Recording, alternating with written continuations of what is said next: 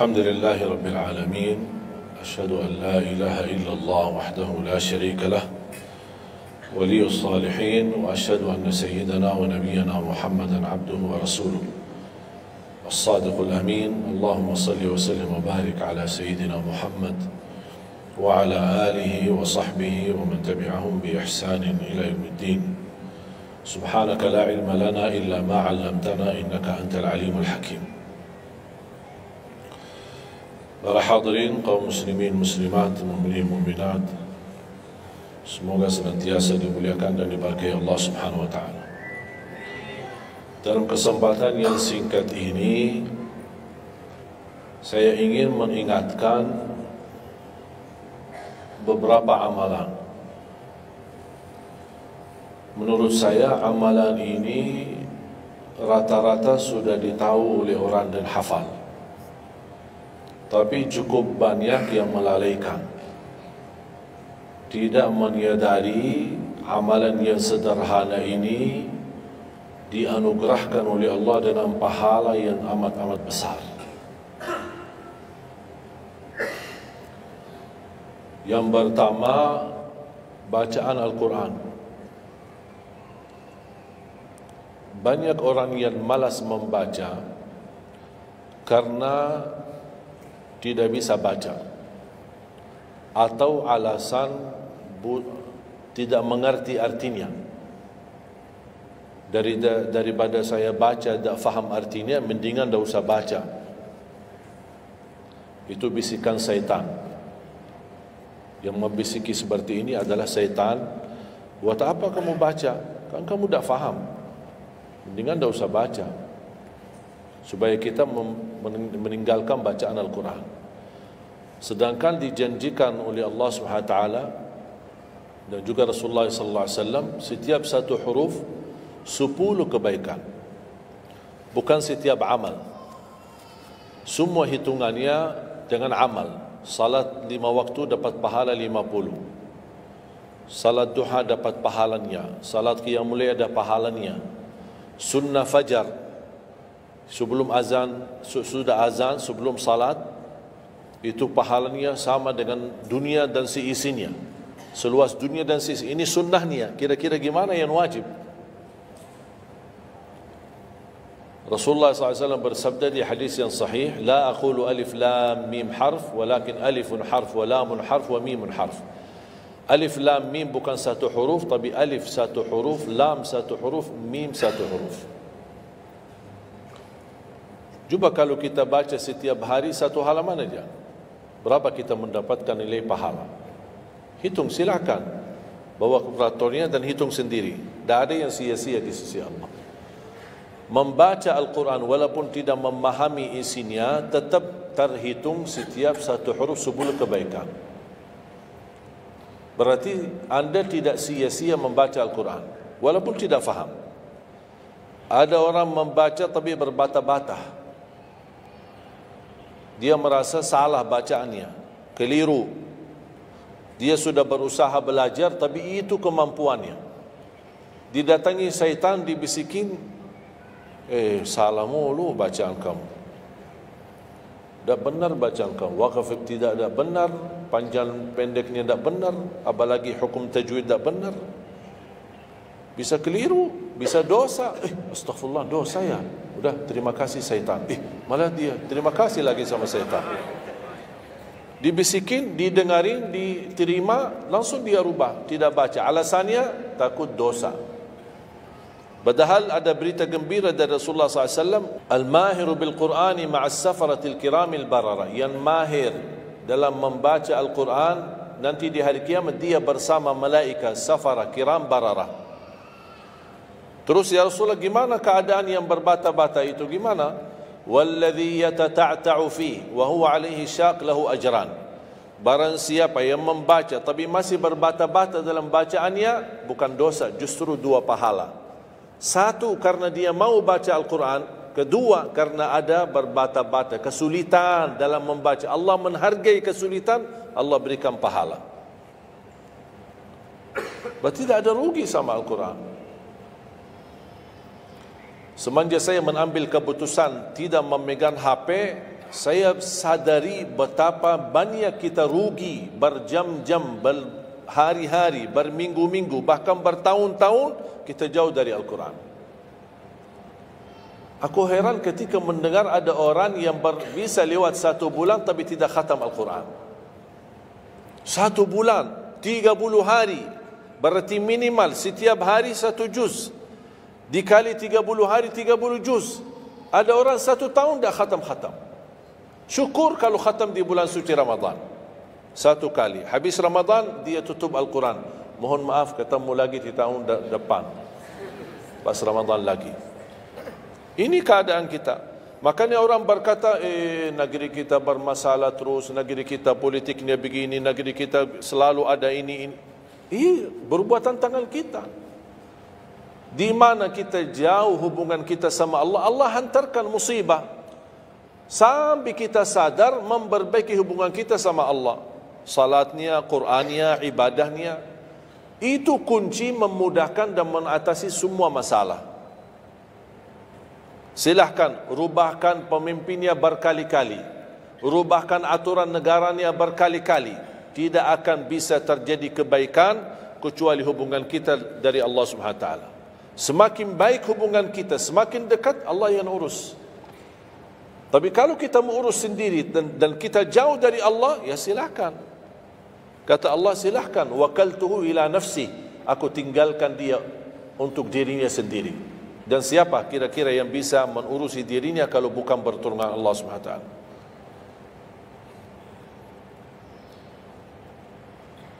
Jangankan bisa khatam Al-Quran dalam 30 hari,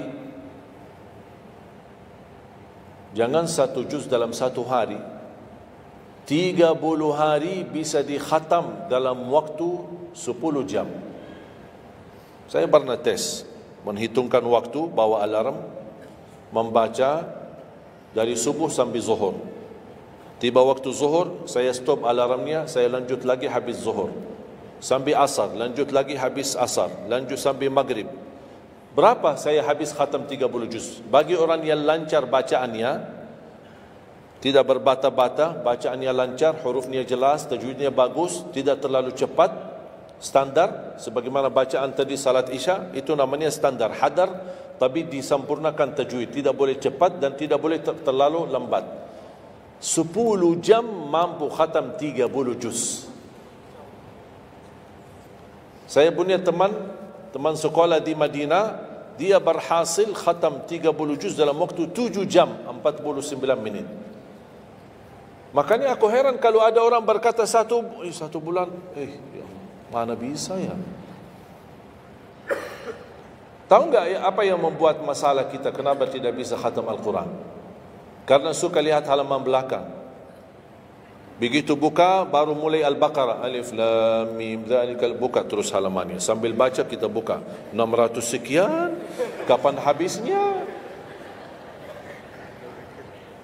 Hudan lil muttaqin, sadaqallahul azim. Sudah langsung sadaqah karena sudah merasa berat. Dia menghitung halaman belakang sedangkan dia baru aja mulai 1 ayat. Dia langsung sadaqallahul azim. Syaitan tidak mungkin dan tidak senang melihat kita sering membaca Al-Quran. Kalau orang dulu susah baca Al-Quran wajar, karena susah menemukan Quran. Zaman sahabat cari kulit unta untuk tuliskan ayat yang Allah turunkan. Ada potongan ayat di Sayyidina Utsman, ada potongan ayat di Sayyidina Abu Bakar, ada potongan ayat di sana sini. Coba kumpulkan, susah. Makanya semuanya larinya kepada sahabat yang begitu datangnya wahyu, mereka langsung mendengar dari Rasul, langsung bisa hafal. Seperti Sayyidina Ubay bin Ka'ab radhiyallahu an, Zaid bin Thabit radhiyallahu an, Anas bin Malik radhiyallahu an, Uthman bin Affan. Jadi mereka datangin para penghafal Quran. Dah ada mushaf, dah ada Quran, dah ada HP, bisa download Al-Quran 30 juz. Gimana? Tapi mereka tidak pernah tinggalkan Al-Quran. Bahkan ada di antara sahabat yang setiap malam tahajudnya khatam 30 juz dalam satu tahajud. Cuba bayangkan, kira-kira alasan kita apa? Quran sudah di mana-mana, dalam segala terjemahan, warna-warni, tajwid, semua ada. Yang bagus, yang besar, Maaf, mata saya ada yang besar, ada segede meja ini, ada. Susah menemukan, alhamdulillah HP bisa sekarang isinya 30 juz, bisa dibawa kemana-mana, tak usah pusing mencari Al-Quran.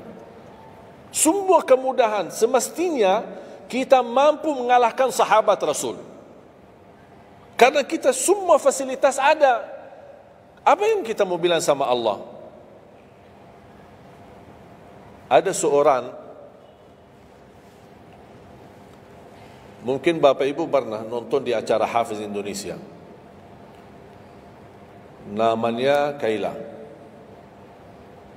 buta. Dia setiap hari, saya tanya, kamu berapa murajaah bacaan Quran setiap hari? 5-7 juz. Buta, 5-7 juz. Saya kaget, tak panyakan, kan kasihan kamu. Dan kebetulan kamu sudah punya uzur, kalau tak baca Al-Quran sama sekali, ana yakin Allah maafkan. Buta, dah bisa. Tahu enggak jawabannya apa? Saya malu sama Allah menjadikan buta saya alasan tidak baca Quran.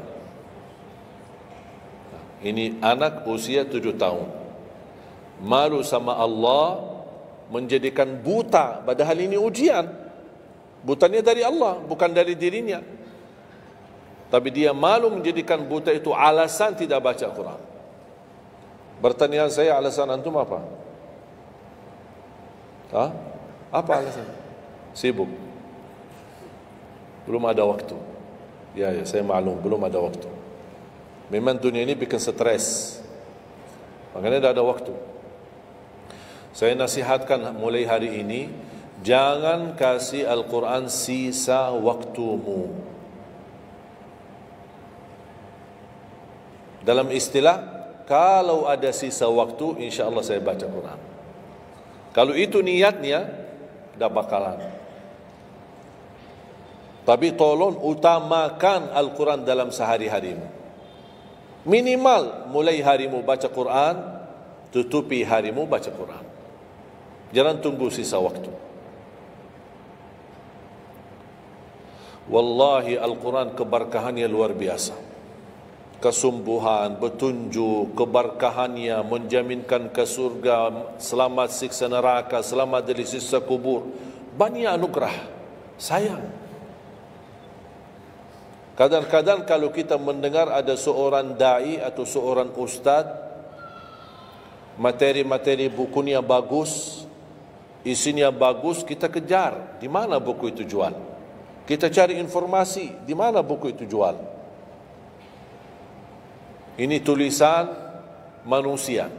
Kita kagumi, kita banggakan, kita suka dan kita ikuti, bahkan kita kejar di mana-mana. Al-Quran kalamullah. Masa kalam manusia lebih mulia di hati kita daripada kalamullah? Silahkan, boleh kagumi apa penyampaian ustaz, da'i, tapi jangan melebihi apa kata Allah. Jangan kita terharu ketika mendengar seorang berceramah, tapi berkali-kali kita simak ayat suci Al-Quran, tidak pernah meneteskan air mata, seperti mendengar surat kabar atau koran. Masalah. Ternyata ucapan manusia lebih menyentuh hati. Padahal kata Allah, kalau Al-Quran diturunkan di atas gunung bisa hancur jadi tanah basir. Kembali lagi, jangan lewat satu hari belum baca Quran. Tidak bisa baca, masih bisa simak, dengar. Setelkan murattal dari HP-mu. Manfaatkan kondisi macet di Jakarta. Manfaatkan. Lagi naik motor, taruh apa ruginya? Ruginya apa? Simpan handsfree di telinga, ya sambil bawa motor. Dengarin ayat suci Al-Quran. Nikmat, berkah, dalam lindungan Allah, disertai malaikat. Apa ruginya? 1 jam di dalam perjalanan, tidak ada rugi. Terhitung memang umur kita, tapi sudah diisi mendengar Al-Quran. Juga banyak waktu. Nikmat. Kalau saya merasa kesibukan mengganggu sampai tidak ada luang waktu cukup untuk saya bisa baca tilawah di rumah, saya menikmati di jalan. Apalagi kalau mau pergi ke acara, apalagi kalau keluar kota, berjalan lumayan jauh, nikmat. Ya Allah, mudah-mudahan macet terus. Nikmat. Macet itu menjadi nikmat. Dah fikir macetnya karena lagi melihat Al-Quran.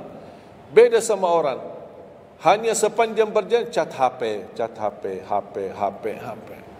Merasa bosan. Sudah semua cat sudah dilewati, semua SMS sudah dibalas, semua pesan-pesan sudah dibaca. Akhirnya bosan. Macet mulu ini Jakarta. Nanti temannya di sebelah, kalau bukan macet, bukan Jakarta loh. Itu habis waktu, sia-sia. Padahal Al-Quran ini kita baca tidak mesti dalam keadaan wudu.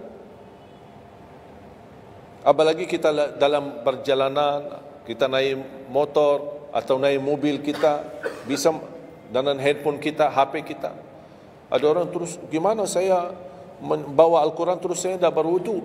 Kan kamu menyentuh HP, bukan menyentuh Al-Quran. Bersentuhan dengan HP.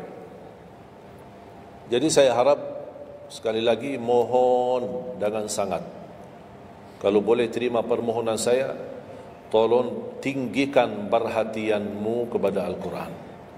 Ingin berkah rezeki, berkah umur, sihat wal afiat, bahagia selamat dunia akhirat, tolong perhatikan Al-Quran. Semakin banyak perhatian kamu kepada Al-Quran, semakin banyak perhatian Allah kepadamu.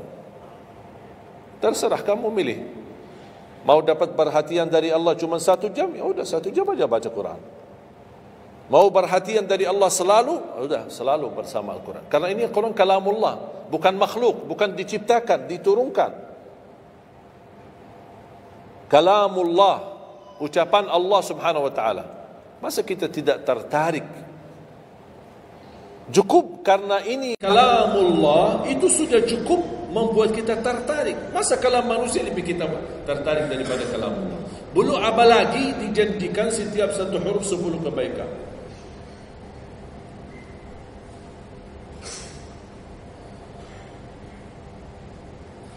Kira-kira siap?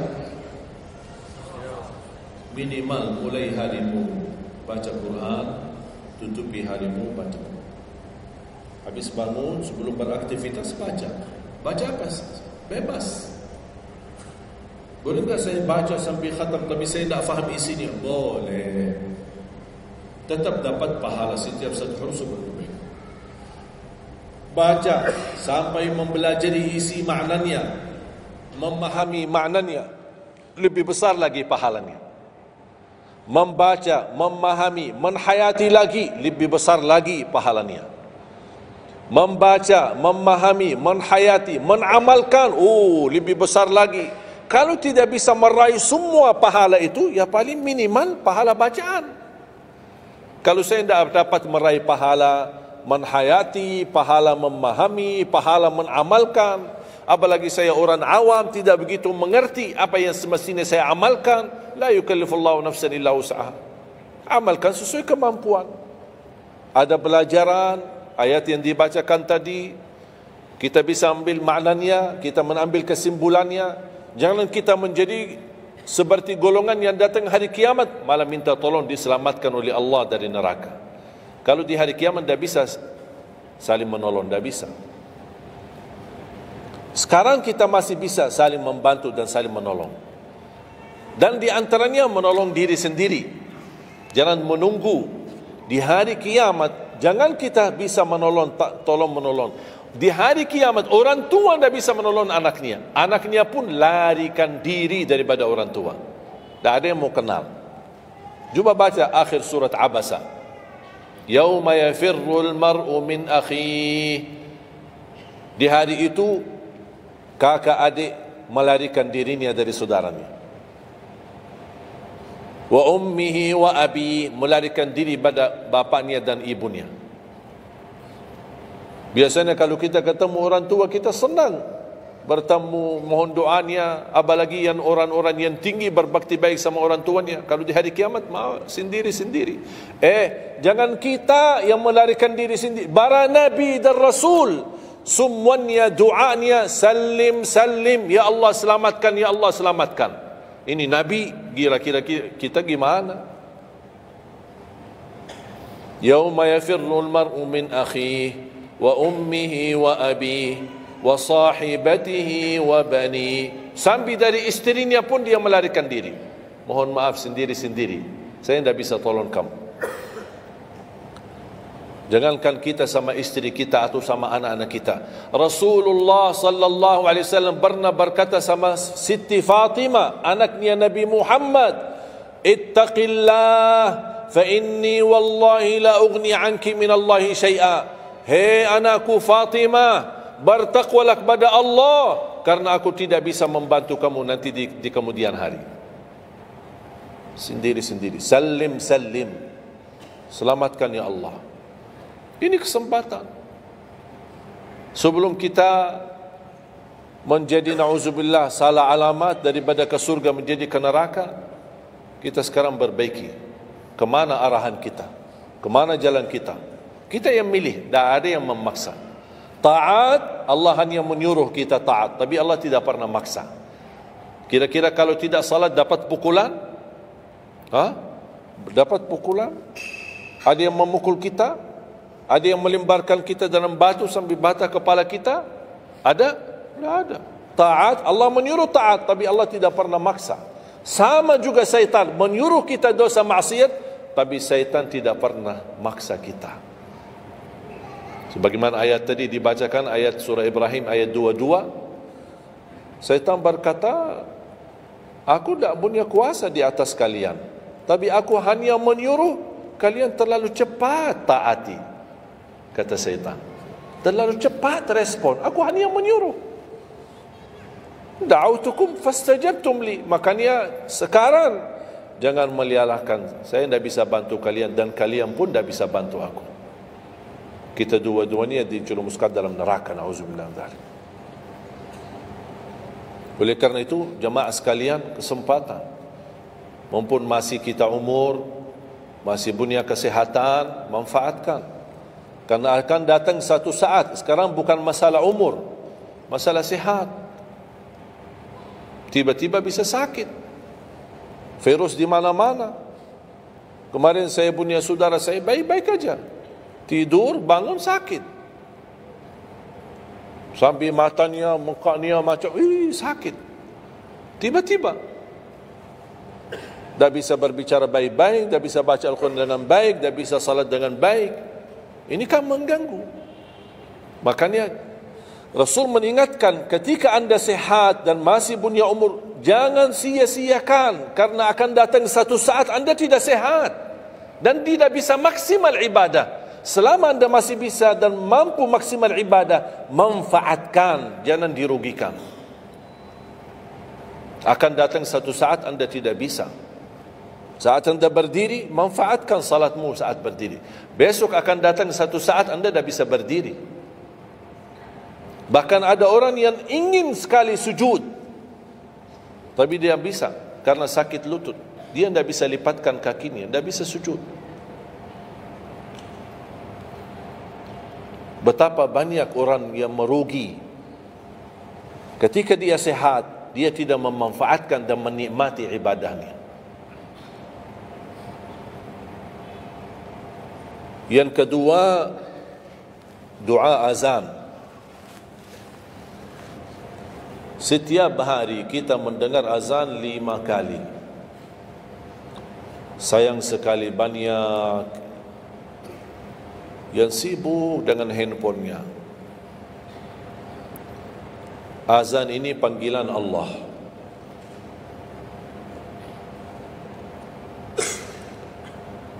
Barang siapa, kata Rasulullah SAW, mengikuti perkataan muazzin,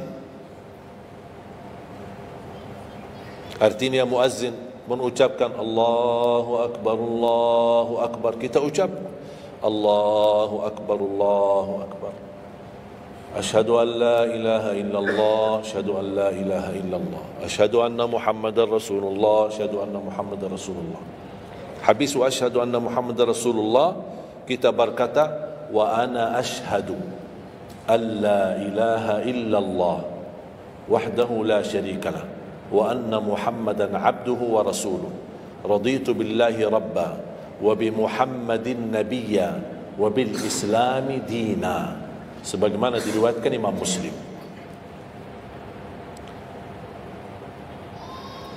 Hayya 'alas salah, kita jawab la haula wala quwwata illa billah. Apa hikmahnya di sini la haula wala quwwata illa billah? Ya Allah, kami tidak punya daya dan kekuatan untuk menghadiri panggilan-Mu kecuali dengan pertolongan-Mu ya Allah. Karena hayya 'alas salah butuh gerak. Bergerak, datang. Hayya 'alas salah, panggilan, hey, mari salat. Ya Allah, la haula wala quwwata illa billah. Ya Allah, kami tidak punya kemampuan menghadapi godaan dunia, menghadapi hawa nafsunya, menghadapi malas kecuali dengan kekuatan-Mu ya Allah. La haula wala quwwata illa billah. Meraih kemenangan, meraih kemuliaan, hayya 'alal falah. Ya Allah, kami tidak mampu meraih kemuliaan itu kecuali dengan kekuatan dan izin-Mu ya Allah. Allahu Akbar, Allahu Akbar, kita ucapkan Allahu Akbar, Allahu Akbar. La ilaha illallah, kita ucapkan la ilaha illallah. Habis itu apa? Apa kata Rasulullah SAW di hadis yang diriwayatkan Imam Bukhari?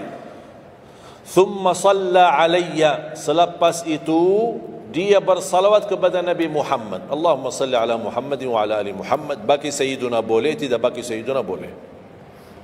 Selepas itu doa. Allahumma rabba hadhihi ad-da'wati at-tammah was-salati al-qa'imah ati Muhammadan al-wasilata wal-fadilah wab'athhu maqaman mahmudan alladhi wa'adta. Ini ucapan yang saya sampaikan di Sahih Bukhari. Ada riwayat-riwayat yang lain, Allahumma rabba hadhihi ad-da'wati at-tammah was-salati al-qa'imah ati sayyidina Muhammadan al-wasilata wal-fadilata wad-darajata al-'aliyata ar-rafi'ata min al-jannah wab'athhu maqaman mahmudan alladhi wa'adta innaka la tukhliful mi'ad. Innaka la tukhliful mi'ad.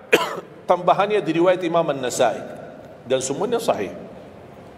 Mau milih mana yang anda hafal, mana anda biasakan, silakan. Mau ambil hadis yang diriwayatkan Imam Bukhari boleh, mau ambil yang diriwayat Imam Nasai boleh. Asal jangan sampai begitu dengar azan tidak mengikuti muazzin dan sia-siakan doa itu. Padahal doa sederhana. Siapa yang tidak hafal? Setiap ditayangkan azan di TV selalu dibacakan Allahumma rabb hadhihi ad-da'wati at-tammah was-salatil qa'imah. Saya pernah tanya guru saya, seandainya ketika saya mendengar azan tapi terlalai dengan kesibukan atau telefon mendadak atau apalah urusan, baru saya menyadari ketika muazzin sampai ke hayya 'alas salah, saya belum mengikuti dari awal. Gimana caranya biar saya tidak rugi dalam pahala? Kata guru saya, ulang sendiri dari awal. Allahu Akbar, Allahu Akbar, Allahu Akbar, Allahu Akbar. Asyhadu an la ilaha illallah, asyhadu an la ilaha illallah, asyhadu anna Muhammadar Rasulullah. Sampai mendapat mengikuti muazzin dalam sisa azannya. Begitu selesai baca doa yang saya tadi sampaikan. Apa kata Rasulullah? Barang siapa yang mengamalkan ini, faqad hullat lahu syafa'ati yaumal qiyamah. Dijamin dapat syafaatku. 5 kali kesempatan tertulis nama kita, jaminan dapat syafaat Nabi Muhammad, tapi kita sia-siakan. Siapa yang tidak mau syafaat Nabi Muhammad? Ini kesempatan. Jangan tunggu hari kiamat baru saya minta, ya Rasulullah tolong syafaatkan. Ini Rasul sudah menawarkan ini sekarang. Mau enggak dapat syafaatku? Ikuti muazzin dan baca doa azan, kemudian dapat syafaatku. Berapa minit? Tak sampai 2 minit. Ikuti muazzin, selesai azan, doa ini tak sampai 2 minit. Allahumma salli ala Muhammadin wa ala ali Muhammad. Allahumma rabbi da'wati at-tammah was salatil qa'imah ati Muhammad. Dan sampai akhir. Innaka la tukhliful mi'ad. Berapa lama? 2 minit? 3 minit? Tak apa-apa, 5 minit. Tapi dapat jaminan syafaat Nabi Muhammad. Hanya waktunya cuma 5 minit. Kira-kira siap? Mulai hari ini? Menurut saya, yang saya sampaikan wallahi sederhana. Sangat sederhana. Tapi butuh perhatian aja. Butuh perhatian. Yang ketiga, jangan tinggalkan sunnah qabliyah subuh. Walaupun anda malas menjaga sunnah qabliyah ba'diyah. Kalau anda merasa diri malas, banyak kan ada sunnah qabliyah ba'diyah. Kan ada sunnah qabliyah zuhur, ba'diyah zuhur, ada qabliyah ba'diyah maghrib, ba'diyah isya, qabliyah subuh. Kalau anda merasa malas melaksanakan sunnah-sunnah, minimal jangan tinggalkan sunnah subuh.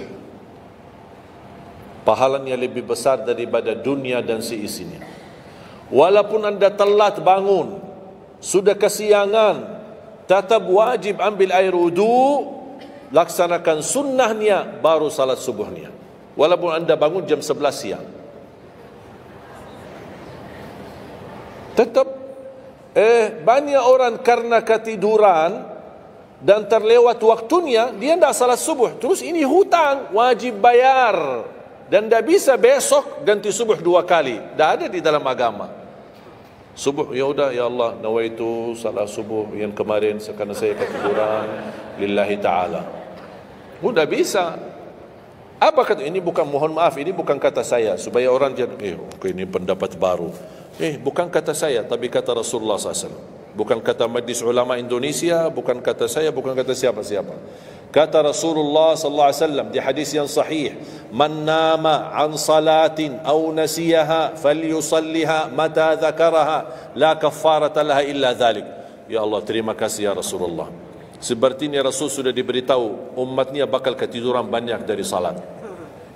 Maka dia sudah diberikan solusi. Seandainya ketiduran, ini juga kata Rasulullah, man nama an salatin, silahkan nanti anda pas pulang buka di Google, biar lihat sanad hadisnya ini. Oh, Syekh Ali kau bawain hadis yang dah benar ini. Silahkan. Tahu, kenal tak Syekh Google? Syekh Google kenal? InsyaAllah semua ilmu dia tahu. Tinggal masukin aja. Barang siapa yang ketiduran dari salat, hadis, terus klik, dia keluar. Semua dasarnya apa itu dijelaskan. Semua. Mu bahasa Arab ada, mu bahasa Indonesia ada, mu bahasa Inggris pun ada. Syekh Google hebat.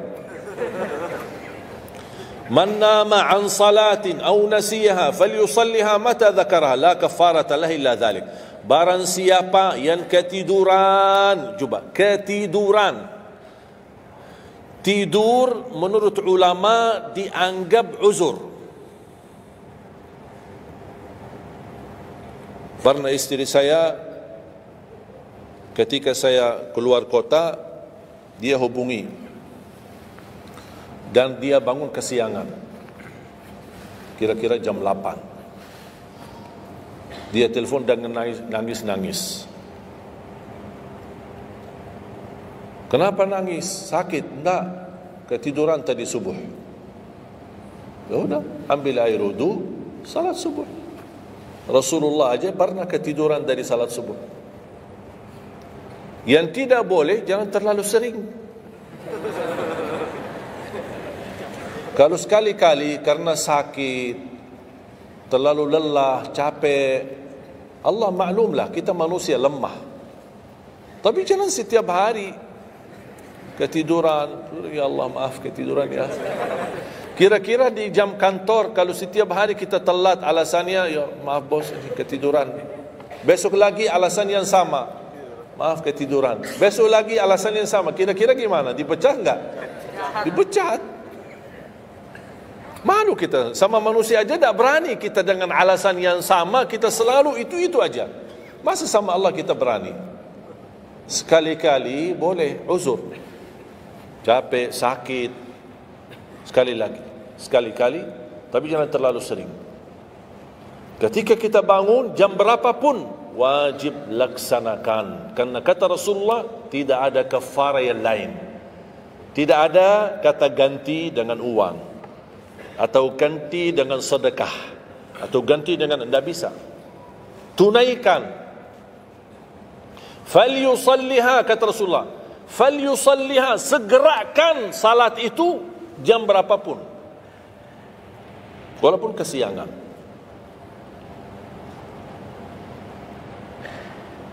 Jelas? Sering ya ketiduran ya? Uzur. Saya juga berapa kali ketiduran. Bukan berarti saya tidak pernah ketiduran, berapa kali. Bisa ada orang habis tahajud, terlalu lelah, capek, dia mau hanya istirahat saja di atas sajadahnya. Pas bangun sudah jam 7. Padahal Masya Allah tahajud. Semangatnya tahajud tapi ketiduran salat subuh. Makanya ini harus disesuaikan kemampuan.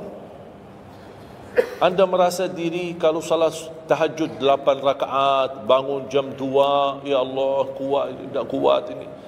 Kembali kepada kemampuan. Tahajud tidak harus 8 rakaat. Tahajud tidak harus 20. 2 rakaat, tutup witir sudah tahajud. Dan tahajud pun salat malam tidak harus tidur dulu. Ada orang, harus tidur walaupun tutup mata sebentar terus buka lagi. Ini ilmu baru di Indonesia ini. Saya pernah share satu video, ada satu komen dari jamaah. Tidak, saya belajar harus tidur dulu walaupun tutup mata sebentar terus buka lagi. Kembali kepada kemampuan. Ada yang biasa tidur, bangun tengah malam, sepertiga akhir, itu lebih afdal. Tapi ada yang tahu dirinya, kalau saya tidur mana bisa bangun. Udah, mendingan daripada tidak ada tahajud malam itu, mendingan kita salat. Dan ini bukan kata saya, dan bukan kata ulama, tapi kata Rasulullah sallallahu alaihi wasallam. Sebagaimana di hadis yang sahih kata Abu Hurairah radhiyallahu an, pernah Rasulullah menwasiatkan aku jaga witir sebelum tidur. Berarti Rasul mengizinkan kita melaksanakan ibadah salat malam, di antaranya witir sebelum tidur. Umar bin Khattab radhiyallahu anhu punya kebiasaan witir sebelum tidur. Ditanya, kenapa witir sebelum tidur? Dia kata, saya takut meninggal dunia dalam keadaan tidur, belum tertulis nama saya sebagai ahli witir. Saya punya kebiasaan, habis pulang ke rumah, sebelum tidur ambil air wudu, salat 2 rakaat sunnah wudu, kemudian salat 2 rakaat muqaddimah witir, kemudian 1 rakaat witir, baru saya tidur. Kalau dapat bangun lagi, alhamdulillah bisa tahajud, tapi tidak boleh witir lagi karena sudah witir duluan. Sudah faham? Sederhana enggak Islam ini? Sederhana. Banyak orang yang berkeinginan tahajud, berkeinginan satu witir, tapi kan harus tidur. Saya orang yang berat tidur. Kalau saya tidur mana bangun lagi? Udah, kesempatan bisa Anda laksanakan sebelum tidur. Ada orang yang memang tidurnya aja akhir, jam 12, jam 1 baru dia bisa tidur. Ya mendingan daripada tidak salat malam sama sekali, mendingan salat dulu baru tidur. Dapat bangun, alhamdulillah. Tidak dapat bangun, sudah tertulis namamu, sudah salat, sudah ahli witir. Inna Allaha witir, yuhibbul witir, fa'autiru. Allah maha witir, Allah maha witir, Allah cinta witir, jagalah witir. Dan ini termasuk 2 sunnah yang Rasul tidak pernah tinggalkan. Sunnah subuh sama sunnah witir. Sakit, sehat, mukim, di dalam kota, musafir, keluar kota, perang, aman, damai, tetap tidak pernah tinggalkan 2 sunnah itu. Sunnah subuh sama sunnah witir. Itu kebiasaan Rasulullah SAW. Kalau anda merasa pun sakit, tidak bisa berdiri, tidak bisa qiyam, bisa anda laksanakan witir dalam kondisi duduk. Yang terakhir, ayat al-kursi.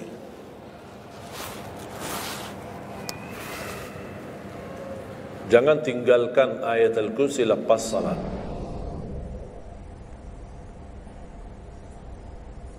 Jangan tinggalkan ayat kursi lepas salat. Salat wajib. Sama ketika mau tidur. Cuma 1 ayat. Tapi tahu enggak pahalanya apa? Kan habis salat kan ada zikir-zikir kan? Istighfar, tasbih dan yang lain-lain. Di antaranya baca ayat kursi. Tahu enggak pahalanya apa? Ada yang pernah baca pahalanya apa? Barang siapa yang membaca ayat al-kursi setiap habis salat fardu, Laisa bainahu wa bainal jannati illa an yamut. Tidak ada sesuatu yang mampu menghalanginya masuk surga kecuali menunggu mati. Cuma baca ayat kursi. Dan ketika mau tidur, lagi buru-buru, ada meeting, ada rapat, ada urusan mendadak, habis salat, astaghfirullah, astaghfirullah, astaghfirullah, Allahumma antas salam wa minkas salam, sampai selesai, langsung baca ayat kursi. Terus subhanallah itu yang lain-lain gimana? Dapat apa? Sambil jalan naik motor, subhanallah, subhanallah, subhanallah, subhanallah, sambil jalan. Subhanallah ada riwayat 33, ada riwayat 25, ada riwayat 10, minimal 10. Subhanallah 10 kali, alhamdulillah 10 kali, Allahu Akbar 10 kali. Itu yang paling sederhana. Saya bagikan ini, biasanya kalau saya isi di kementerian atau di pejabat, saya kasih zikir-zikir begitu. Pak, subhanallah cuma 10 kali. Biasanya kita tahu 33. Lah ini khusus buat pejabat. Yang penting zikir, supaya jangan tinggalkan. Zikir. Banyak orang sibuk, mendadak ada urusan, udah zikir. Subhanallah cuma 10 kali. Subhanallah 10 kali, alhamdulillah 10 kali, Allahu Akbar 10 kali. Itu paling cepat. Subhanallah. Ternyata di dalam agama ada yang juga hemat. Hemat sederhana tapi pahalanya tetap besar dan dikurangi. Tidak ada pahala yang hemat. Semuanya pahala sempurna, semuanya pahala agung, sempurna dan luar biasa dahsyat balasan Allah Subhanahu wa taala. Makanya jangan disia-siakan. Yang sederhana ini, makanya saya buat buku 20 amalan ringan tapi pahalanya sangat menakjubkan. Karena selama saya di Indonesia, saya sudah tahu prinsip orang Indonesia. Orang Indonesia tidak suka yang ribet-ribet. Yang ribet-ribet tidak suka. Yang susah-susah tidak suka. Orang Indonesia mau mudah yang ingat, mudah dihafal, mudah diamalkan dan masuk surga. Itu orang Indonesia. Ya, jadi yang susah-susah, iya gimana ini suruh baca 1000 kali? Mana ada waktu 1000 kali? Baca ada sudah 100 kali, udah ngantuk. Saya kasih yang sederhana. Kenapa saya kasih? Karena kemampuan beda-beda. Ada yang tekadnya tinggi, kemampuannya luar biasa dahsyat, bisa ribuan kali dia berzikir, dia silakan. Tidak ada yang melarang kita berzikir, bebas berapapun. Tapi ada yang malas. Udah. Jadi alhamdulillah di dalam ajaran Islam kita ada malas ya ini pilihan malas.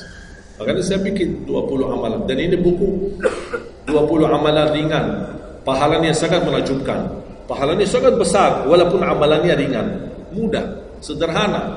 Dan buku ini hanya laku di Indonesia, tidak laku di Arab. Karena cocok dengan budaya Indonesia, saya sudah hafal. Dan sama dengan bacaan. Mohon maaf tadi kepanjangan Isya.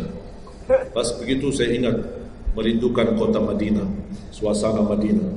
Pas di rakaat yang kedua saya saya di Indonesia. Makanya saya tidak jadi panjang rakaat kedua, biar lebih cepat. Karena memang budaya ini tidak bisa panjang-panjang, lama-lama tidak bisa. Kalau kulhu bisa dibagi 2, terima kasih. Kita lihat tarawih kan salah satu contoh tarawih. Walaupun 23 rakaat jumlahnya banyak, tapi ayatnya pendek. Al-Hakum qul al-'asr qul al-humazah qul. Ini budaya. Kita kan hormati budaya, harus belajar. Walaupun ada sekarang ada beberapa masjid yang panjang, ya hakim balik kepada kemampuan, tapi tidak boleh saling menyalahkan. Ada orang yang suka, ada saya mau yang qul, ya udah sana. Masih qul di sana, masih kita kan. Yang penting kita bisa jaga salat. Dan yang terpenting dalam salatnya adalah yang terjaga kekhusyuan. Bukan masalah jumlahnya, bukan masalah kepanjangannya, tapi kekhusyuan. Tumaknina, karena tumaknina rukun dalam ibadah salat. Sama seperti rukun qiyam, rukun baca al-Fatihah. Tumaknina. Apa itu tumaknina? Ketenangan dalam salat. Bacaannya tenang, gerakannya tenang. Bukan kejar-kejaran. Imamnya baru baca al-Fatihah, sudah amin. Imam makmum belum selesaikan ini, terus dikejar imam. Imam Allahu Akbar, sami'allahu hamdah, Allahu Akbar, Allahu Akbar, Allahu Akbar. Imam makmum jadi kasihan. Kejar, dia tidak bisa baca. Makmum, wallahi makmum tidak bisa baca apa-apa. Hanya fokusnya bisa kejar imam. Yang penting jangan sampai tertinggal imam. Yang saya fikirkan kasihan yang tua-tua, bapak-bapak. Gimana yang bapak-bapak? Kalau yang muda-muda masih bisa kejar imam, terus yang bapak-bapak gimana? Setiap gerakannya batuk 10 kali. Rukuk batuk lagi, sujud batuk lagi.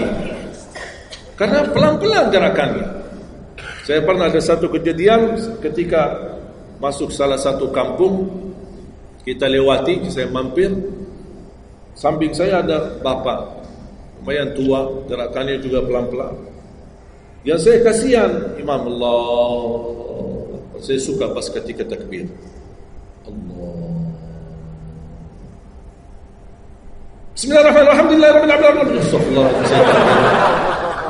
Barusan enak, takbirnya enak kok, bacanya kenapa enggak? Ini pelan-pelan aja, santai aja, santai. Walaupun baca satu ayat dua, bukan masalah berapa banyak bacaannya, yang penting kekhusyuan, tumakninah, karena rukun tumakninah.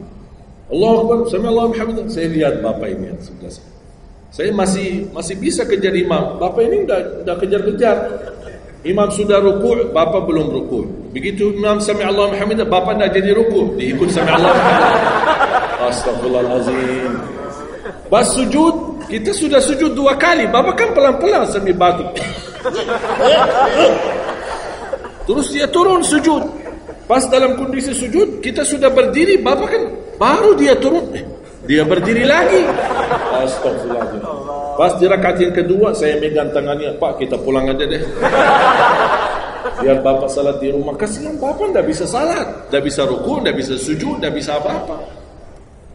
Makanya tumakninah bukan wajib, bukan sunnah, tapi rukun dalam salat, dan tidak sah walaupun salat sunnah. Tidak sah salatnya seorang kalau dia tidak membawa tumakninah. Tidak sah. Disiarkan, di-sharekan, diviralkan, dia bilang ada 23 rakaat 7 menit. Menurut saya tidak usah panjang lebar dibahas. Tidak sah, sudah selesai. Karena meninggalkan, sama dengan orang salat tapi tidak baca Al-Fatihah. Kira-kira sah tidak? Tidak sah. Gimana kira-kira bacaan Al-Fatihah? Oleh karena itu jemaah sekalian, mari kita sama-sama, apalagi tidak lama lagi kita menyambut bulan suci Ramadan. Saya harap kita mencintai budaya kita, mencintai negeri kita, tapi harus hal yang perlu diluruskan, harus diluruskan. Apalagi yang terkait ibadah salat, tarawih. Tidak masalah masjid 11 rakaat, ada masjid 23 rakaat, jangan ribut. Tidak masalah. Yang mau 11 silakan, yang mau 23 silakan. Yang penting kita bisa melaksanakan salat dengan baik. Apalagi alhamdulillah sudah sekarang muncul banyak para imam-imam, pemuda-pemuda yang bacaannya merdu, yang bacaannya indah. Kita bisa menikmati suasana bulan suci Ramadan. Bacaannya tidak mesti panjang-panjang. Walaupun rata-rata di Indonesia jarang kita menemukan masjid yang khatam. Dulu saya ingat waktu saya masih di Lombok, kita ingat salat tarawih khatam 30 juz, dan salat tahajud di 10 malam terakhir khatam lagi 30 juz. 2 kali kita khatam dalam satu bulan Ramadan. Tapi ini karena permintaan dari lingkungan dan jamaah. Kalau tidak ada permintaan susah. Apalagi orang baru datang. Saya sering memperhatikan orang baru datang kayaknya salah masuk masjid. Pas begitu melihat imamnya kepanjangan, masjid apaan ini?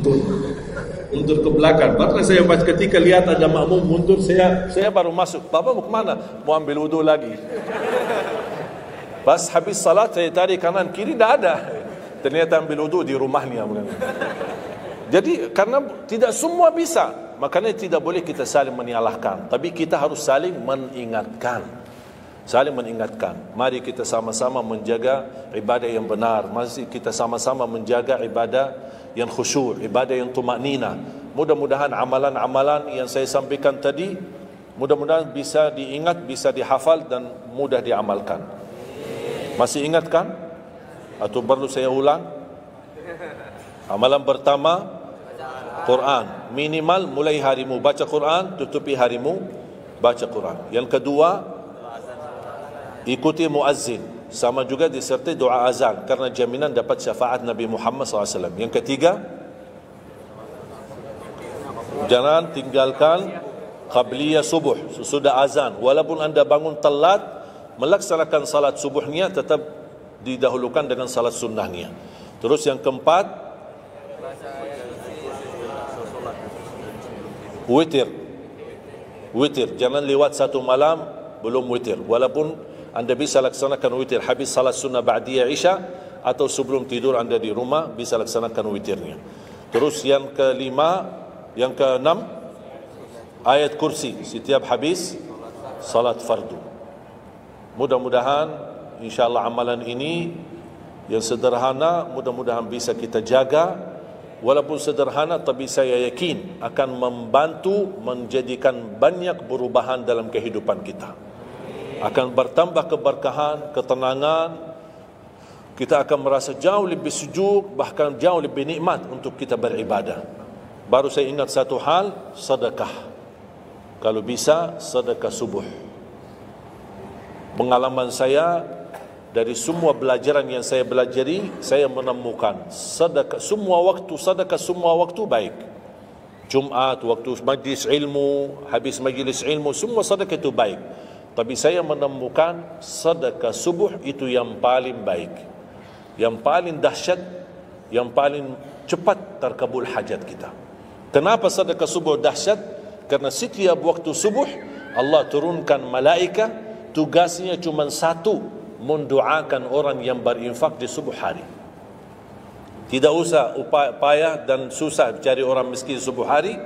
Mulai malam ini anda sediakan kotak amal dalam rumahmu, atau anda bisa pinjam seperti kotak amal ini Darut Tauhid ya, dari ini bisa anda pinjam atau minta sama Darut Tauhid. Anda bisa simpan di rumah. Setiap habis subuh sebelum beraktivitas isi sedekah. Yang lebih dahsyat lagi, sedekah yang disertai doa. Karena wallahi terjamin doamu terkabul dengan wasilah sedekah subuh. Sakit, ya Allah, aku mohon dengan berkat sedekah ini sembuhkan penyakitku. Kalau orang tua yang sakit, doakan orang tua. Ya Allah, dengan berkat sedekah subuh ini sembuhkan orang tua saya. Mencari jodoh, mencari kerjaan, apapun masalah yang anda hadapi, masalah hutang, masalah apapun. Orang tua sudah meninggal, ya Allah aku mohon dengan berkat sedekah ini titipkan pahala sedekah ini untuk kedua orang tuaku. Apa saja, mau hafal Al-Quran, tapi kalau boleh saya usulkan, satu kali sedekah fokus satu hajat. Jangan sedekahnya koin tapi doanya sampai terbit matahari. Malu sama Allah. Kelamaan doa ni, sambil malaikat tulis doa ni, kelamaan. Banyak sekali doa. Satu kali doa, satu kali hajat, satu kali sedekah. Sesuaikan. Bukan Allah tidak bisa, Allah maha bisa menolong kita. Tapi kita malu, masa kita sedekah begitu saja, tapi kita minta panjang lebar. Ya, tolong disesuaikan. Tapi rutin, wallahi dahsyat. Antum insyaAllah akan merasakan sedekah subuh, subhanallah. Setiap jamaah yang saya sampaikan, termasuk ada keluarga yang sudah lama menikah, tidak punya keturunan, saya memberikan amalan ini. Suami istri masing-masing mengamalkan, isi sedekahnya, ya Allah aku mohon dengan berkat sedekah ini karunialah kepada kami keturunan. 17 tahun mereka tidak punya keturunan. Alhamdulillah 6 bulan kemudian saya dapat berita gembira dari mereka, kabar baik, alhamdulillah istrinya positif hamil. Sedekah subuh luar biasa dahsyatnya. Sedikit tapi rutin sampai insyaAllah kita dipanggil oleh Allah, mudah-mudahan dalam keadaan husnul khatimah. Allahumma ighfir lana wa liwalidina wa li jami'il muslimina wal muslimat wal mu'minina wal mu'minat al ahya'i minhum wal amwat. Allahumma ya Allah, jadikan pertemuan ini membawa barakah bagi kami, jadikan sisa umur kami lebih baik daripada yang sudah lalu, jadikan segala perjuangan kami, sedekah kami, infak kami, amalan salih kami menjadi pahala besar di sisi-Mu ya Allah, menjadikan membawa syafaat bagi kami di hadapan-Mu hari kiamat. Akhiri hayat kami dengan husnul khatimah. Ampuni dosa kami, ampuni kedua orang tua kami. Ya Allah, aku mohon untuk semua jemaah yang hadir, selepas majlis ini masing-masing pulang sudah diampuni segala dosanya, disucikan hatinya, dibersihkan jiwanya, diselamatkan setiap langkah-langkahnya. Jadikan kami semua penghafal Al-Quran, berakhlak akhlakul Quran, menjadi ahlul Quran, pencinta Al-Quran, dan di hari kiamat mendapatkan syafaatnya Al-Quran. Birahmatika ya arhamar rahimin. Rabbana atina fid dunya hasanah wa fil akhirati hasanah wa qina adzaban nar. Wa sallallahu ala sayyidina nabiyina Muhammadin wa ala alihi wa sahbihi baraka wasallam. Walhamdulillahi rabbil alamin. Akhirul kalam, subhanakallahumma bihamdika asyhadu an la ilaha illa anta astaghfiruka wa atubu ilaik. Assalamualaikum warahmatullahi wabarakatuh.